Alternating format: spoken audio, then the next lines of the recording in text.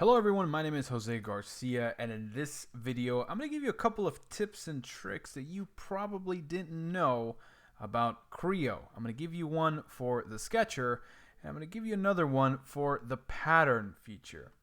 Let's start with the sketcher, okay? Now, one common thing that I hear about folks who use Creo is that when they use Creo and they create a sketch, the thing is massive. Right? So we kind of want to work around that. We want to make sure everything scales nicely. Even the best Creo users do not know about this technique. I'm about to show you right now. Well, I shouldn't say most of them, right? But, a couple of them that I've talked to don't know a lot about this one. So I'm going to come up here into the sketch command, and I'm just going to go ahead and say okay on that. And we'll go ahead and choose the front plane there, and then say sketch. Okay. Now from here, I'm just going to draw two circles, one right there and another one over here. I'm going to use coincident to tie both of these to the horizontal like so. And I'm going to connect them with a line tangent like so. And I'll put a point at the center here and use coincident to tie this to the vertical. Okay. If you notice, this thing is pretty big. 108 inches, 36 inches. I don't know about you, but that's not really what I want to work with. The problem is that if I change this 100 right now to something more for my situation, like let's say 10 inches, it doesn't want to do it. See, down here it says modification failed, try alternate. So what we're going to do is we're going to scale the whole thing. So I'm going to highlight all of these dimensions, just make a box around all of them, and say modify. Now here we can go ahead and say lock the scale. Once you do that, if you edit this 108, which you have to go hunting for, but luckily for us it's right here, when you change that to 10, everything else goes with it. Okay? So there's our 10. There's our other dimensions here. So let's go ahead and change this to 5. And we have one more dimension from here to here, middle mouse button. Let's say that that's going to be 30. Okay, now we need to trim off these interior curves like so. And we're going to say okay. Now I don't know why this glitch happens, but sometimes it just kind of zooms you far away. But right now this is what we have. So that's tip number 1. How do you scale things in the sketcher? I think I just showed it to you. So definitely use that one. Very useful. The other thing that I want to show you, let's go ahead and extrude this. And let's say that this is going to be 0.125. Okay, maybe that's a little too thin. Let's go with 0.5 inches. So here is the scenario.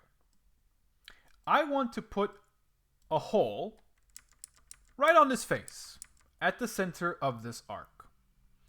Now, as the hole is patterned, I want it to increase. Okay? I want it to increase in diameter. I want it to follow a certain line. And as it follows that line, the diameter must increase. That is actually a very complex problem, especially when you're working with curved surfaces. But with this little tip, I think it'll really help you if you sort of visualize and understand what we're doing. I use this technique a lot in situations where I have curved and weird surfaces that I need to do really weird and irregular patterns on. So let's take a look at how we can do that. I'm going to go ahead and activate the sketcher, and I'm going to sketch on this top face here. I'm going to shoot a line from this center, if it'll allow me to select it, to the center over here, like that. And I'm going to say okay. Now, I know it looks crazy, but trust me, there is a method to my madness. Now that we have this line, let's put a point on this line, but do not snap it to the endpoints. Okay, just plop it anywhere on this line. And I'm going to say that I want to start it at the beginning, at 0. Okay? So if I look at my datum points, there it is right there. Now what I'm going to do is I'm going to activate the hole command. So I'm going to say hole, select the point, hold the control key, select the face, and let's say that this diameter is going to be 0.3.